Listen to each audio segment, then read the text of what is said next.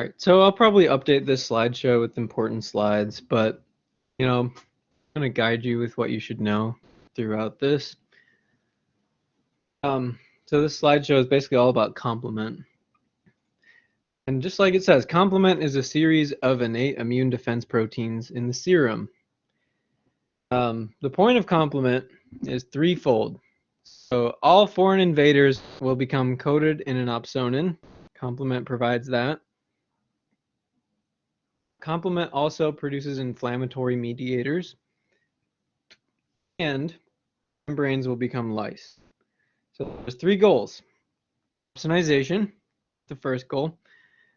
Several of the B fragments of complement proteins, so C3b and C4b, C5b, etc., bind to the pathogen cell surface, and then they can be recognized by complement receptors that are expressed on phagocytes like macrophages and such. Secondly, inflammation. So the A components like C3a, C5a, and C4a, they cause endothelium activation and they cause vasodilation at the level of smooth muscle cells. Some of these A components, like C3a and C5a, can also activate mast cells, and they can sensitize phagocytosis by macrophages.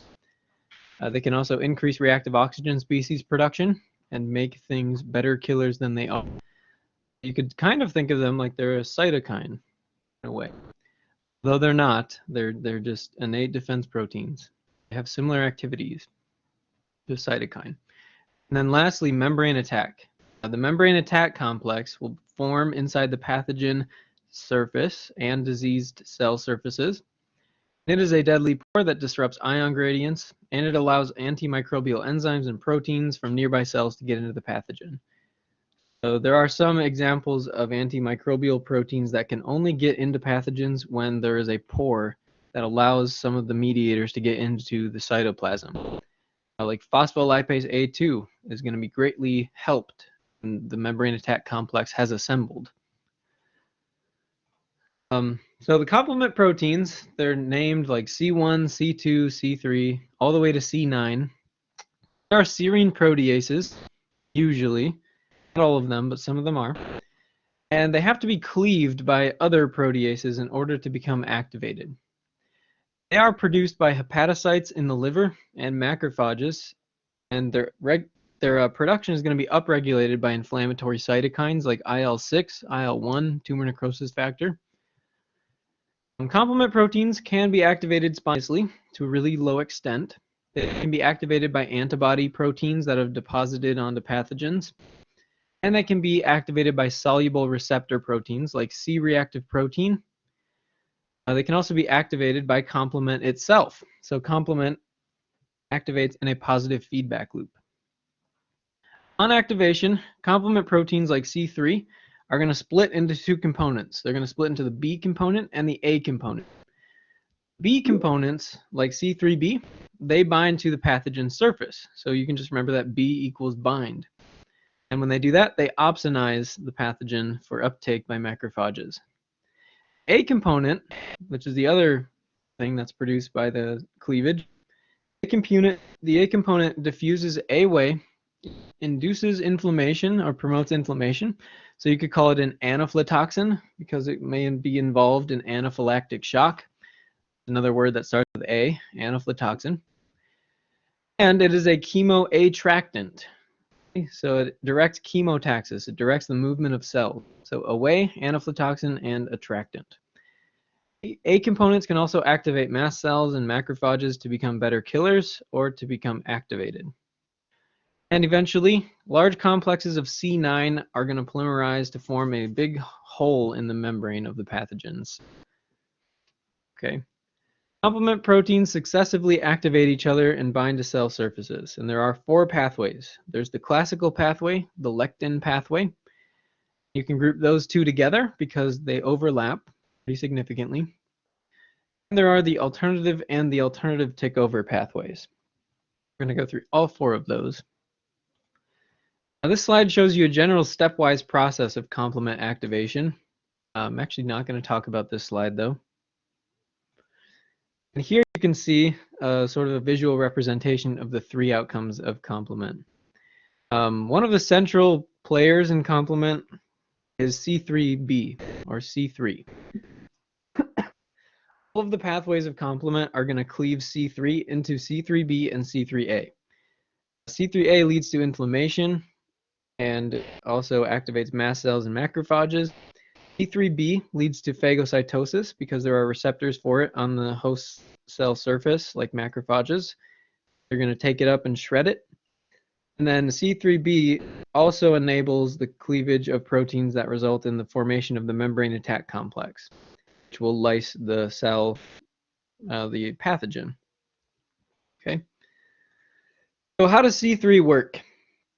Well, C3 has a beta chain and an alpha chain. They are held together by disulfide bonds, like you can see here. Right?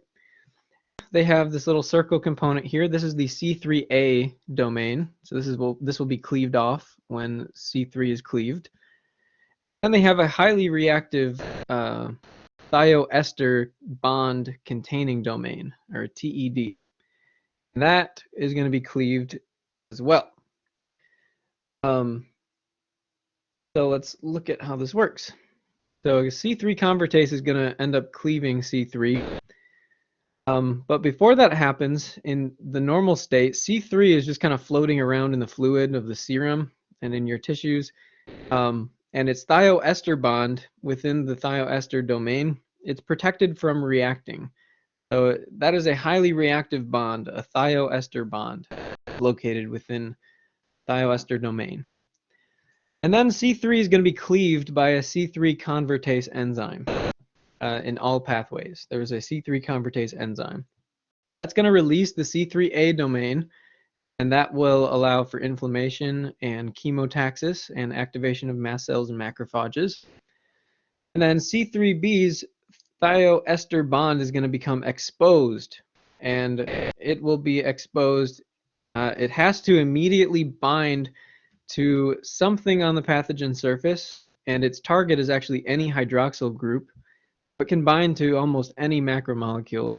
It can bind to, lipids, it can bind to carbohydrates, it can bind to proteins, anything you can imagine, it can bind to it. Thioester bond is extremely reactive. The downside of this is if C3 is not cleaved at a pathogen surface, then it's rapidly going to be inactivated by water. So this reactive thioester group of C3b becomes exposed, and it's located right here. It's sort of like a weird post-translational modification thing that's inserted into the protein during synthesis.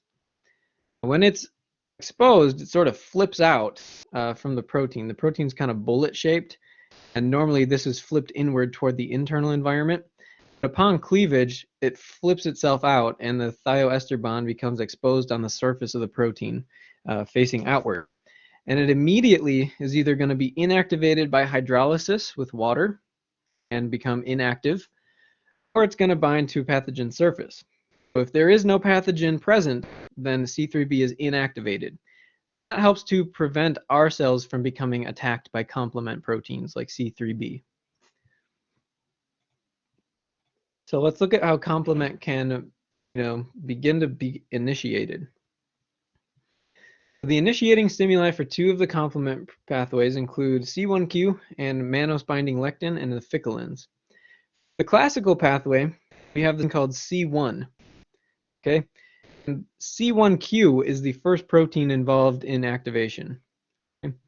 It has these big long stalks, right? And then at the end of the stalks is a binding head. And 3 stalks with binding heads are going to associate, and then 6 of those trimers will associate into C1q. C1q is either a pentamer or a trimer, or excuse me, it's either a pentamer or a hexamer. Usually it's a hexamer, so there's 6 C1q proteins in one complex. Sometimes there's only 5 of them. And C1q is bound to C1r and C1s, and it's bound to 4 molecules of each of those. Okay? These binding heads down here are going to bind to IgG, IgM, C-reactive protein. They are also capable of binding directly to some pathogens and to phosphatidylserine on apoptotic self cells. So a lot of things can serve as activating ligands for C1q. That initiates the classical pathway. The lectin pathway involves a similar protein. You have mannose binding lectin instead of C1q. You have ficcolins, and there's a bunch of different kinds of ficcolins. There's heavy, medium, and light ficcolin, and there's also some other proteins as well. Mannose binding lectin, MBL, it binds to mannose and fucose residues located on pathogen surfaces. It also binds to N-acetylglucosamine, or NAG, of bacterial peptidoglycan. And it is associated not with C1s and C1r, but with MASP1 and 2. MASP3, you don't need to worry about that one. Just forget it exists. MASP1 and MASP2 are what it is complexed with, okay? And they are analogous to C1s and R. And we also have the ficcolins, which are sort of the same situation. The only difference between ficcolins and MBL is that the ficcolins bind to acetylated sugars, whereas MBL binds to mannose and fucose and NAG. And it is again associated with MASP1 and MASP2. Mannose binding lectin and the ficcolins are the initiating receptor proteins for the lectin pathway. All of these are recognizing things that indicate some kind of problem, right? Acetylated sugars are common among bacteria. Mannose and fucose are common among bacteria and fungi. And then you also have IgG and IgM and C-reactive protein. Those are going to be binding to bacteria and other pathogens to mark them for complement activation. This is how these two pathways are initiated. You can see that there's already some parallels between the classical and lectin pathways. They're very structurally similar in their initiation proteins, but it turns out after this initial complex, they're actually identical pathways. Okay, so all these are identical pathways. So C1q initiates the classical pathway. C1q is activated by an IgM molecule deposited on a host cell surface. Changes conformation, and that allows multiple of the binding heads of C1q to bind to IgM. That's what we call the staple form of IgM, once it's bound to a bunch of antigens on the host pathogen surface. Or it can be activated by two molecules of IgG that have bound to antigens on the host or on the pathogen surface. You need at least two of the binding heads of C1q to be binding to something in order for activation to occur. Also, C-reactive protein bound to a pathogen can serve as an activating stimulus for C1q. And we'll see what this results in a moment. C-reactive protein, this is another binding target for C1q. So C-reactive protein is a pentamer. It's got 206 amino acids in each subunit. Here's a subunit, here's a subunit, here's another, and another, and another. So it's 5 monomers linked into a pentamer that looks like this. And C-reactive protein is produced in large quantities by the liver in response to IL-6, as well as IL-1 and tumor necrosis factor. And you can see that here, it's one of your acute phase proteins. These are the proteins that are upregulated during acute inflammation. It binds in a calcium-dependent manner, meaning calcium ions have to be present. It binds to phosphocholine, which is a chemical that's found in the bacterium pneumococcus, in the polysaccharide of that bacterium. And it's also capable of binding to products of phospholipase cleavage acting on pathogens. Remember phospholipase A2? When phospholipase A2 cleaves some pathogen lipids, phosphocholine can then come and bind, phosphocholine can be produced from that, and C-reactive protein will bind to that phosphocholine residue. It also binds to phosphatidylserine, located on apoptotic cells, and it can directly bind to some viruses like HIV and HTLV. C-reactive protein, when it binds to a ligand or a target, it serves as an opsonin by itself. So it can weakly serve as an opsonin. There are 2 receptors for it, Fc gamma R1 and Fc gamma R2A. These are IgG receptors, but they're also capable of recognizing C-reactive protein as well. So not only do they bind to IgG, they also bind to C-reactive protein. C-reactive protein, more importantly, induces complement activation by the classical pathway very efficiently. It serves as an activating ligand for C1q heads. And, looking at 5 C1q heads being able to bind to C-reactive protein. It also has other weird activities. None of them really matter, in my opinion, so I wouldn't worry about any of them. But yeah, it just binds to bacteria and other pathogens and marks them for complement activation. And it can serve as an opsonin. Now, the first thing that's going to happen when C1q turns on is it's going to turn on C1R. C1R is going to turn on C1S. C1S is going to cleave C4. C4, so this is the very first protein that really gets cleaved. C4 is very structurally similar to C3. They're very definitely homologous to each other and evolutionarily related. But when C4 is cleaved, C4A is given off, and that happens with all complement proteins. The A component is given off, and the C4B component it has a thioester bond that is going to be flipped out, just like you saw with C3b. That thioester bond is either going to have to bind to a cell surface, any kind of hydroxyl group on a protein, carbohydrate, or lipid will suffice. Any hydroxyl group, so literally anything can be a target for C4b. Or if it doesn't find a pathogen to bind to, it's going to be rapidly inactivated by water, just like we saw with C3b. So this is very similar. Notice that C1s is cleaving C4. Here's a little more detail on that without leaving you in the dark. Excuse me. So the classical pathway is initiated by a molecule of IgM, 2 molecules of IgG, or C-reactive protein binding to a pathogen. The lectin pathway, on the other hand, is triggered by the presence of microbial sugars, mannose, fucose, or N-acetylglucosamine, which is a component of peptidoglycan. Next, you have a conformational change in the complex. So C1q basically bends a little bit, and that causes an activation of C1R. Or it causes an activation of MASP1 in the lectin pathway. And remember, those are analogous to each other. The same thing happens. And C1R and MASP1 are enzymes that cleave C1s and MASP2. C1R will cleave C1, MASP1 will cleave MASP2. Now you have activated, cleaved C1s and MASP2, depending on the pathway. Those enzymes will cleave C4. They cleave C4 into C4b, which binds to the pathogen, and they cleave it into C4a, which diffuses away and induces inflammation and chemotaxis.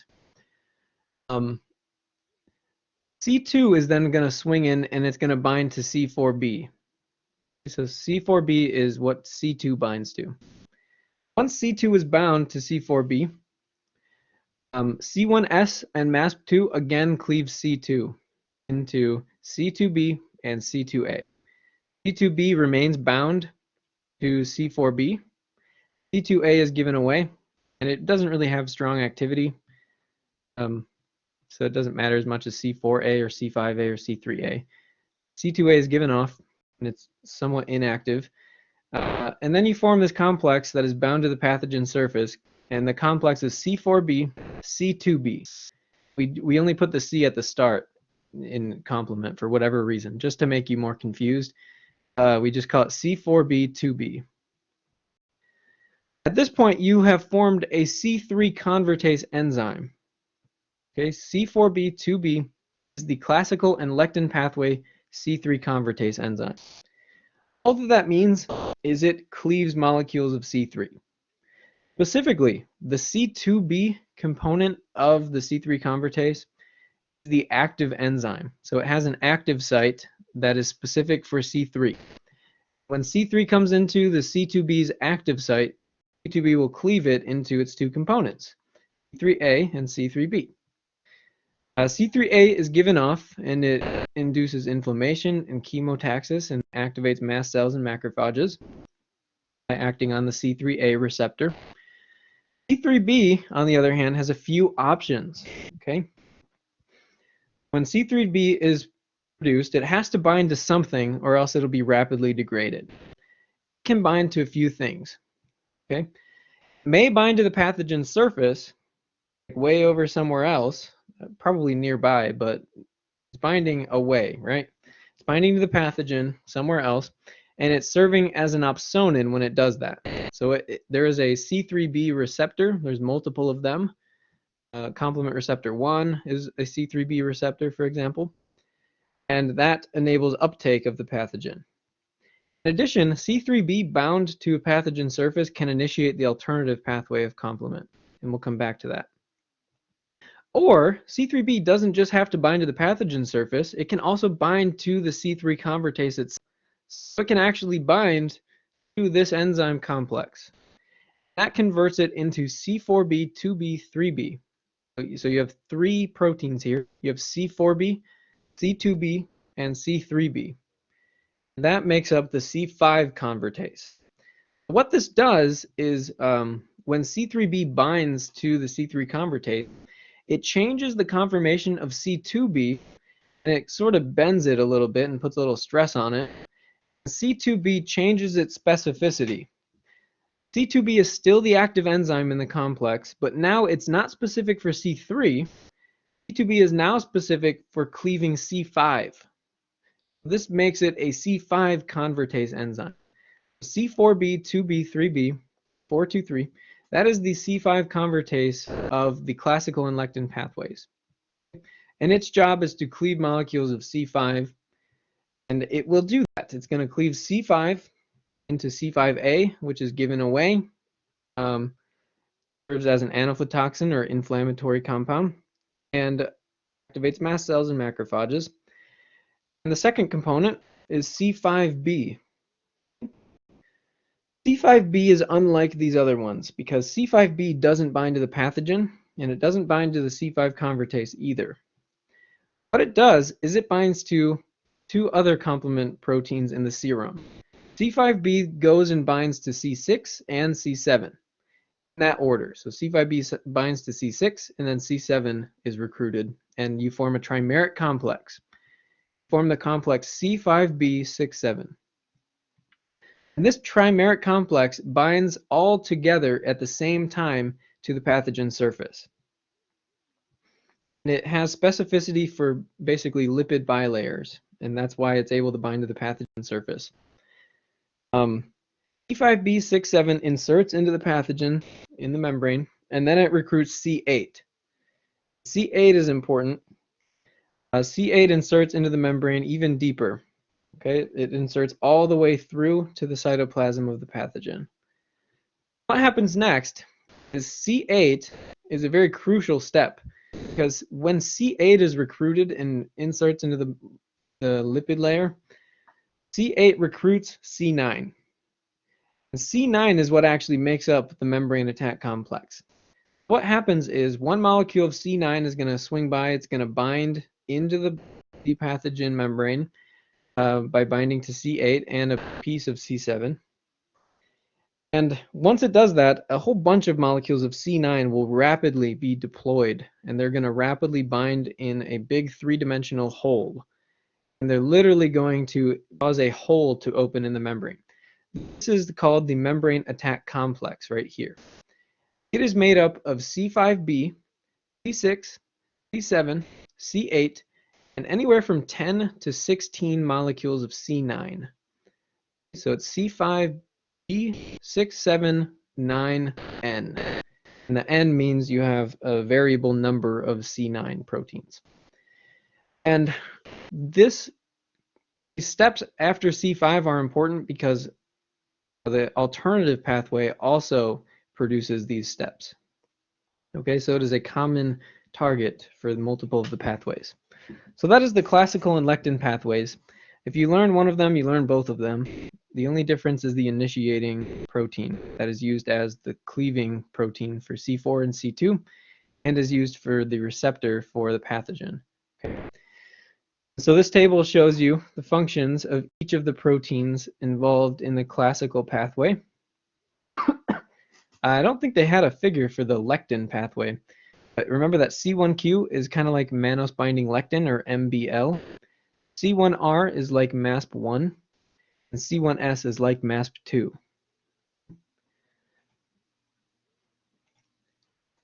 We have the alternative tick-over pathway. Basically what happens here is water spontaneously activates C3. C3's thioester bond is not so well hidden from, solution. Occasionally, a water molecule gets into the C3 protein's thioester domain and will react with the thioester bond. Occasionally, a water molecule infiltrates the protein and binds to the thioester bond. Okay, and this changes C3 to C3H2O. This literally just means it's bound to water, and that changes its conformation such that a protein called factor B is just another serum protein. Factor B binds to C3H2O. So this forms C3H2OB. So now you have this little dark blue circle here. And what happens next is factor B is cleaved by an enzyme in the serum called factor D. Factor D is going to cleave the bound factor B into two components, BA, which has no known function, and BB, or big B little b, which remains bound to C3H2O. I'm going to call this B flat. So if you're a musician, you may understand my reference there. I feel that it's awkward to call this big B little b. I think it's easier to call it B flat. So big B little b is B flat. Now you have C3H2O B flat. And that is the alternative tick-over pathway, C3 convertase. It is only formed for a short while. It's only formed for a second or two. While it's active, while it's formed, it's going to cleave some molecules of C3 into C3b and C3a. Okay? If a pathogen is present, C3b molecules that are produced by this convertase are going to bind to the pathogen surface, serve as an opsonin, and to initiate the alternative pathway. If there is no pathogen present, C3b will be rapidly degraded by water. It will be rapidly hydrolyzed by water and will be processed accordingly.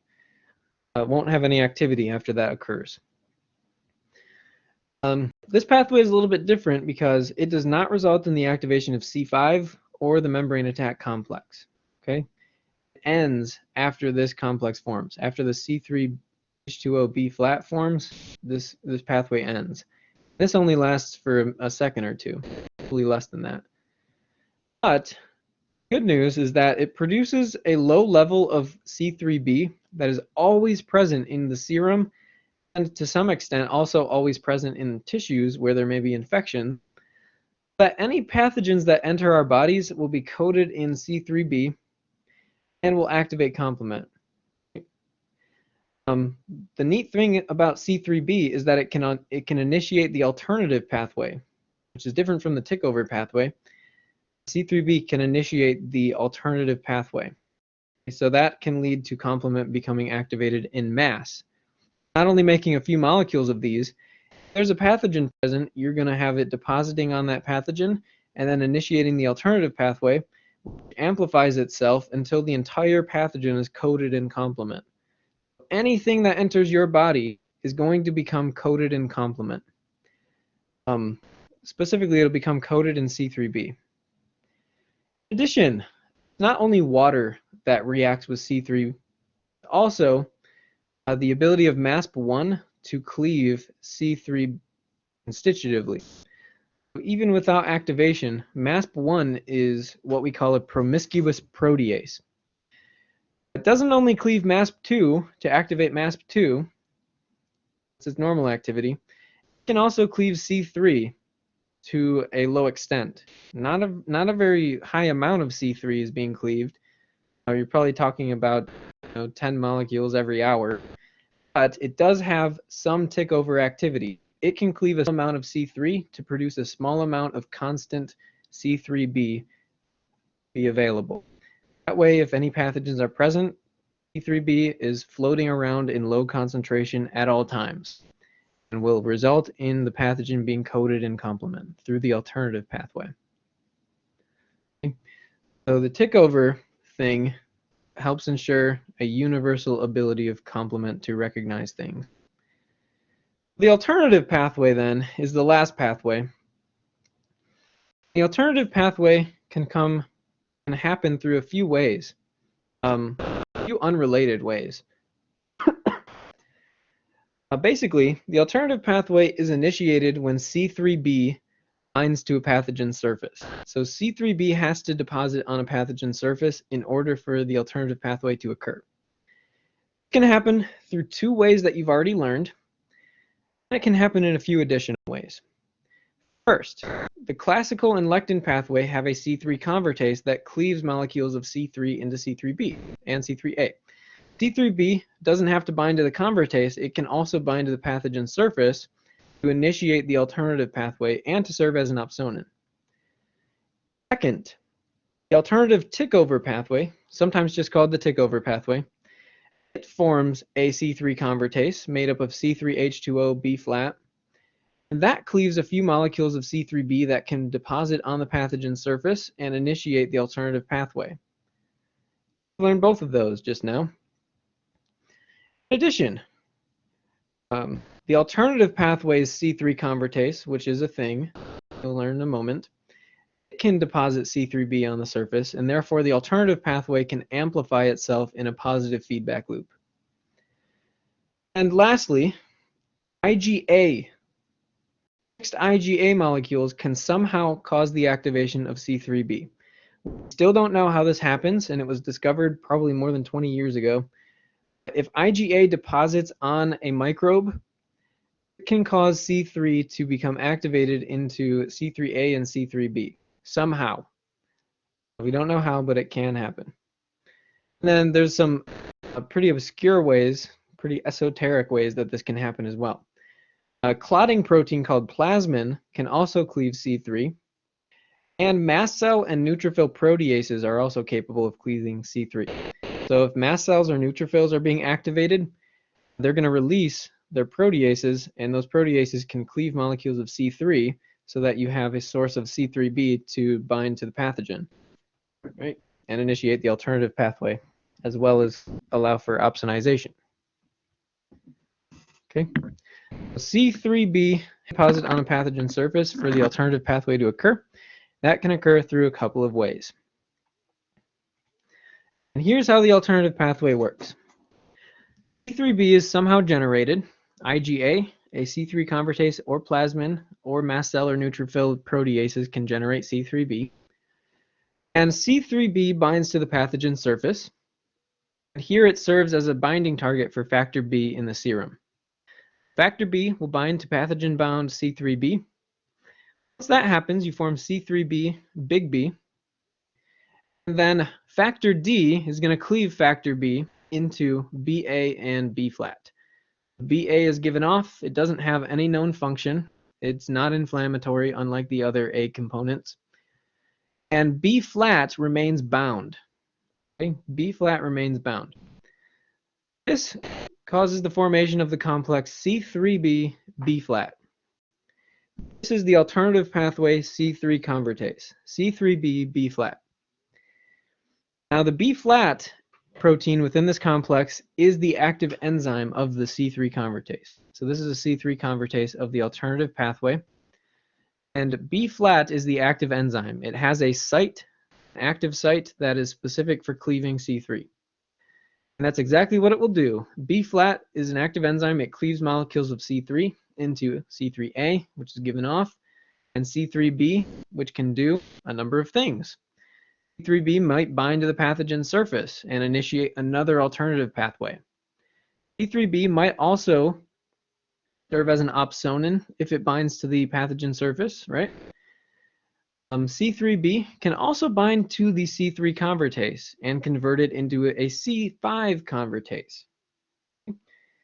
C5 convertase of the alternative pathway is then formed.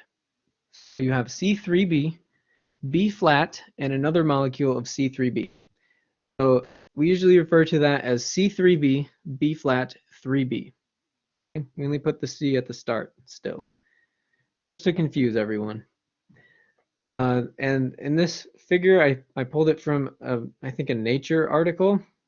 I really like it, but it calls it C3b2 B flat. Same thing, and the name doesn't matter as much as knowing what proteins are in the complex. Okay, so you have two molecules of C3b and a molecule of B flat in the complex. Now you have the C5 convertase as of the alternative pathway. C3b, B flat, 3b is going to cleave molecules of C5, just like we saw with the classical and lectin pathway. They had a C5 convertase. And a cleavage of C5 into C5a, which diffuses away, serves as an anaphytoxin or inflammatory mediator, activates mast cells and macrophages, and directs chemotaxis, and leaves it into the other piece, which is C5b. C5b, again, binds to C6 and C7. And that trimeric complex composed of C5b, 6, 7, bind to the pathogen surface all together, and C8 is recruited. C8 inserts deep all the way across the lipid bilayer of the pathogen and into the cytoplasm to some extent. C8 inserting into the membrane recruits 10 to 16 molecules of C9. It will polymerize in the pathogen membrane and form the membrane attack complex.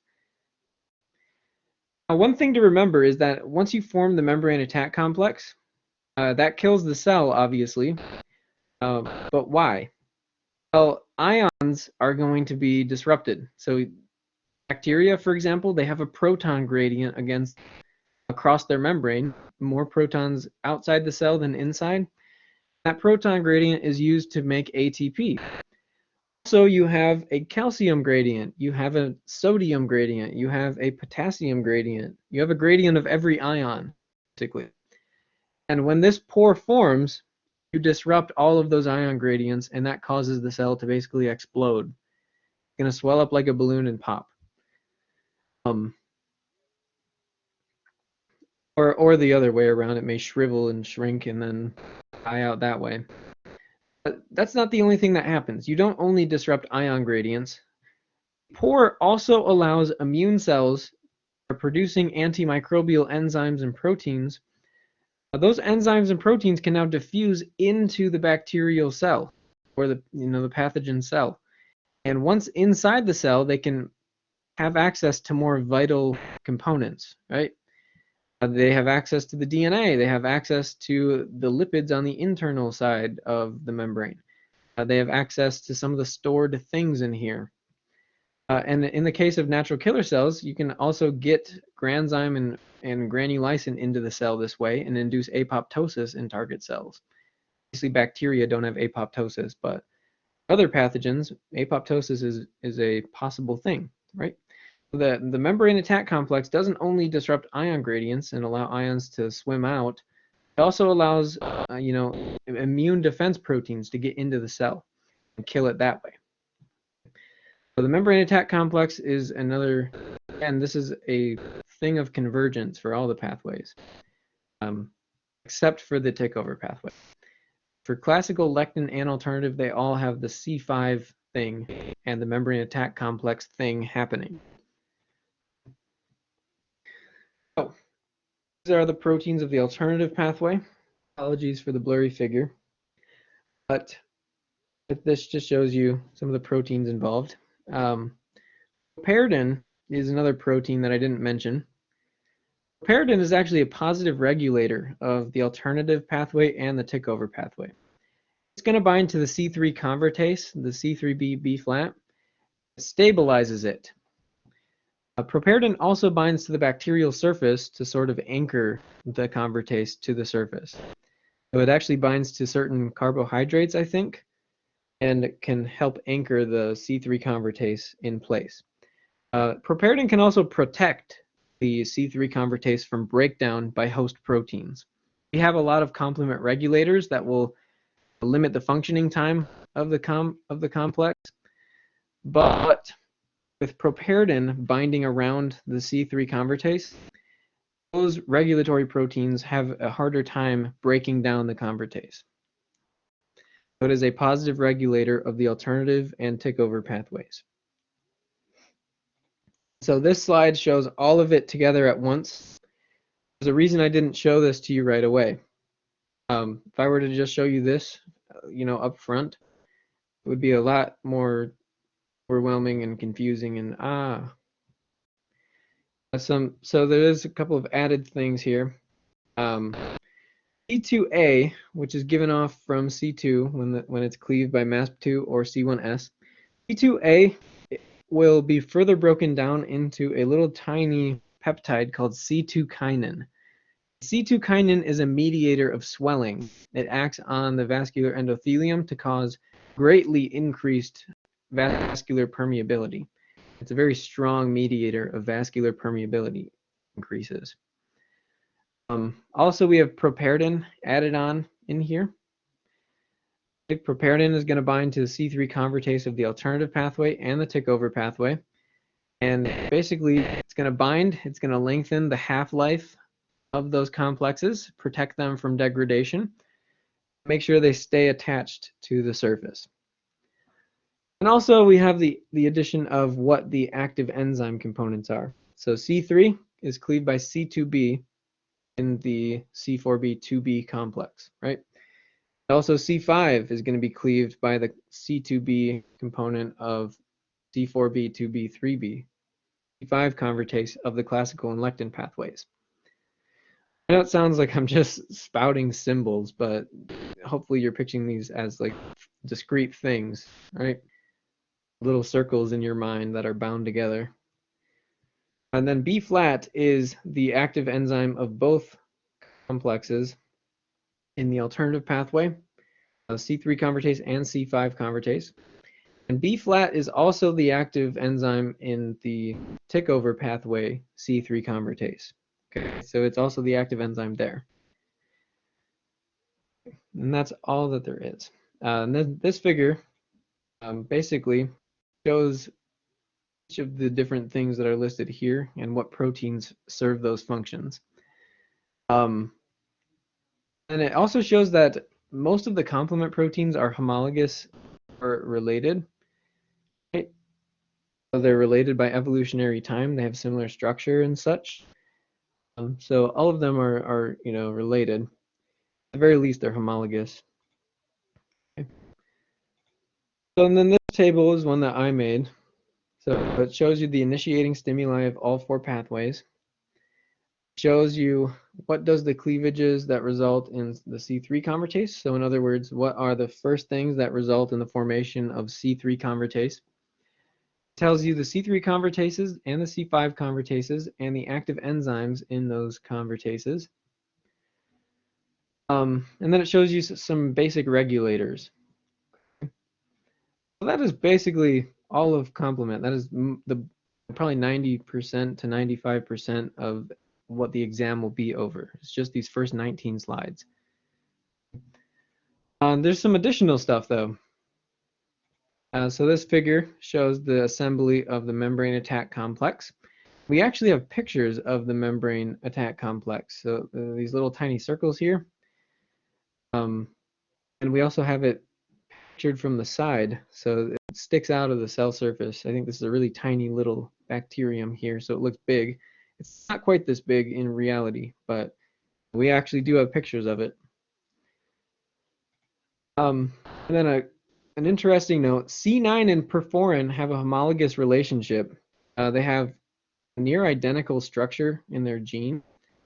The only difference is perforin has to have calcium present in order to bind to the membranes. Remember, perforin is released by natural killer cells and cytotoxic T cells, and it like opens a hole in their membrane. So it's very similar and nearly identical to C9. Okay, so they're very similar proteins. And then this is typed out yet again for you if you want it this way, if you're a word person, for all 4 pathways. Complement receptors. There's a few things to know about complement receptors. You don't have to know them all. Some things you should know. One good trend to know, macrophages have every complement receptor except for CR2. CR2 is a little bit special.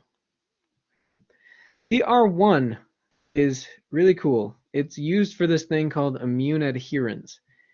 Immune adherence is where erythrocytes use a CR1 protein to bind to immune complexes that are coated in complement so that they don't accumulate in the blood.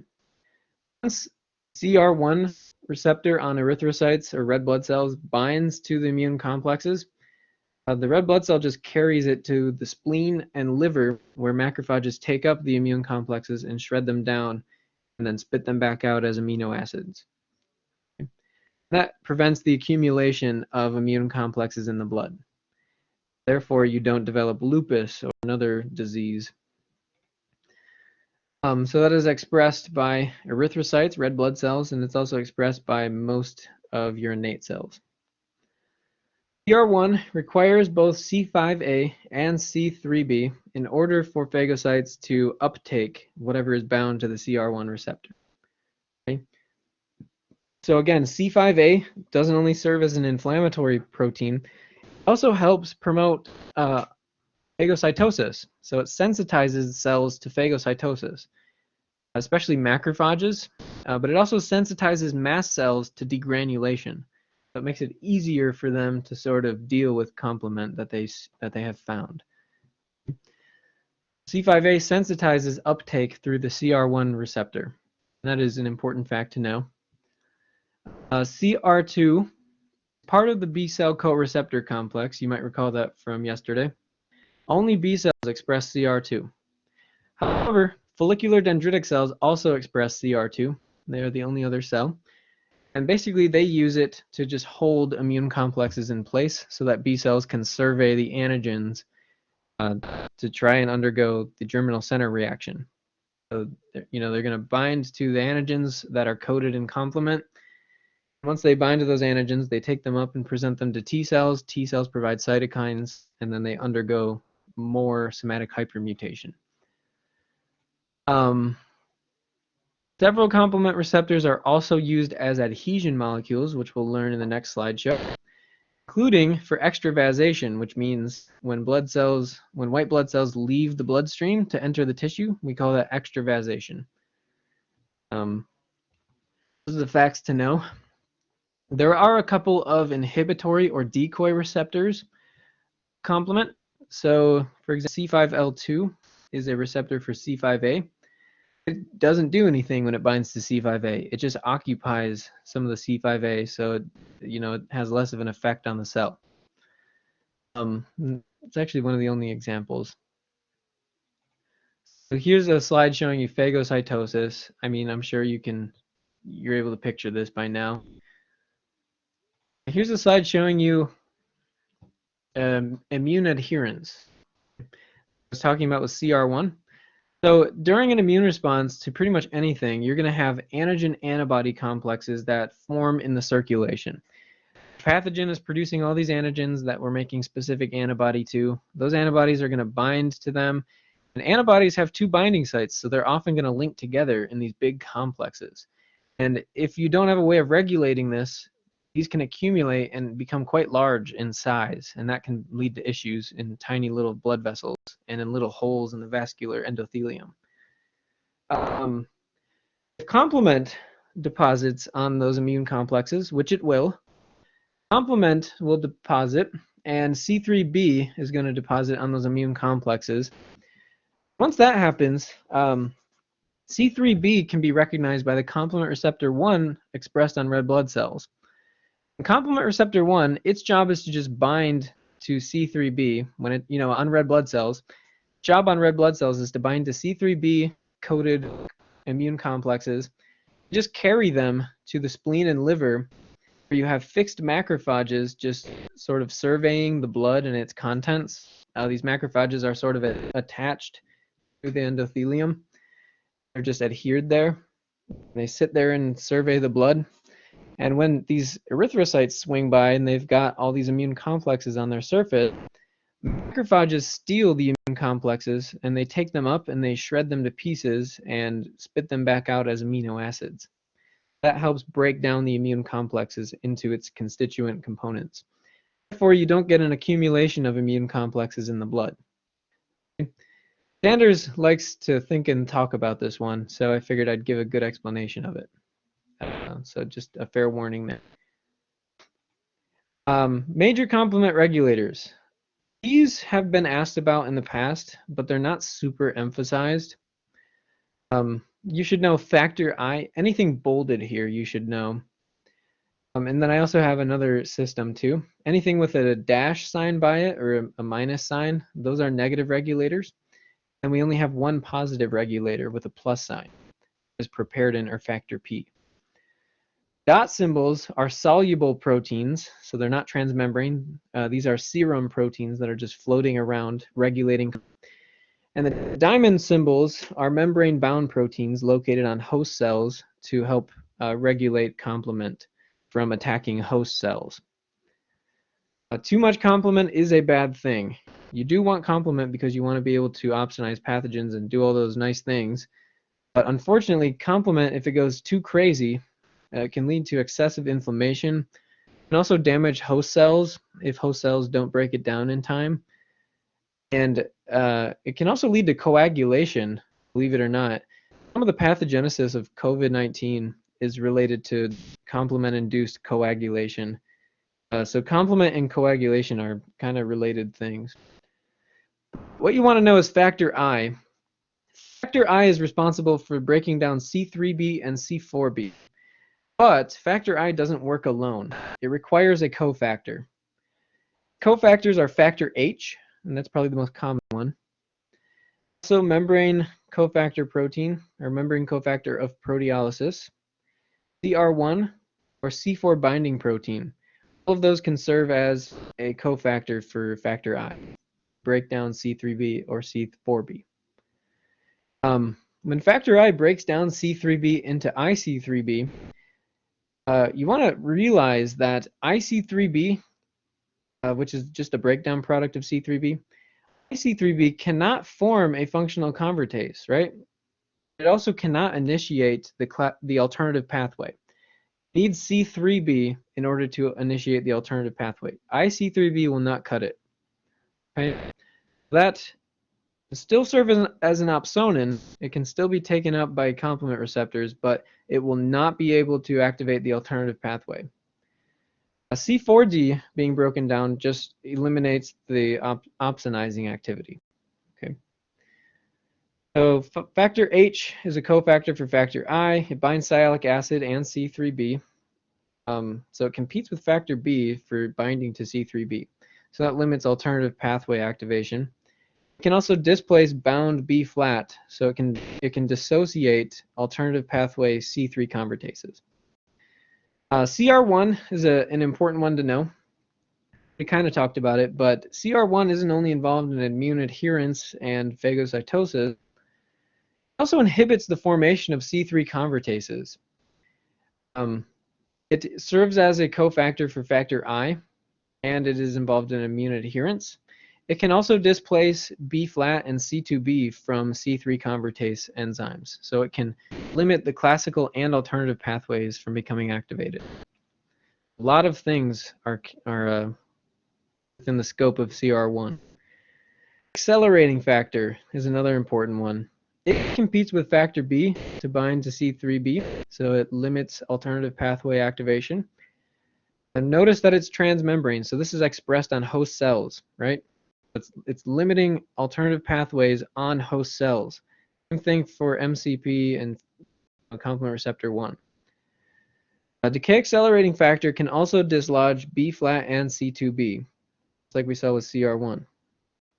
So that limits the amount of time that classical and alternative pathways are active for. Then we have protectin, which is more commonly and more importantly referred to as CD59. CD59, it prevents C9 from polymerizing on host cells, How does it do that? It binds to C8. Once C8 has inserted into a host cell, CD59 is going to grab onto it and prevent C9 from recognizing it. You don't get the membrane attack complex forming on host cells. So the ones in bold are the ones that I think you should know. The others, maybe be aware that they exist and know that they're complement regulators just in case. But I will say that complement regulation, you're not really expected to know it like in great detail. You just want to have a pretty good general idea of it. Don't make flashcards or anything, but look these over a few times. And then there's a couple more on this slide. I put them on a different slide because they're not important. So, they're here, but they're not important at all, in my opinion. I wouldn't even look at these ones. And then we've got the figures from Janeway that prove I'm right, as always. And then this slide shows you the specific breakdown of C3b and C4b. You don't need to know the specific breakdown pathway, though. Okay, so don't worry about that. Also don't need to know which ligands this complement receptors can bind to. We've got some kind of miscellaneous facts about complement. Remember, CR2 it's also called CD19, located on B cells as part of the co-receptor, and it can serve as a co-stimulatory signal, reducing the amount of B cell receptor activation that's necessary. That's probably all I want to add here. And this slide, not important. I guess we'll call it a day there. Coagulation, I will say, coagulation is not important. So coagulation is here, and sometimes Sanders talks about coagulation in this class, but I would not waste your time learning coagulation. It's here if you want it. I even made a figure, if you really want to learn coagulation, but double check with him that he doesn't care about it, probably. And I would not bother learning it. I don't even think it's course content. I learned it in the past, but it was never asked about on any exams. So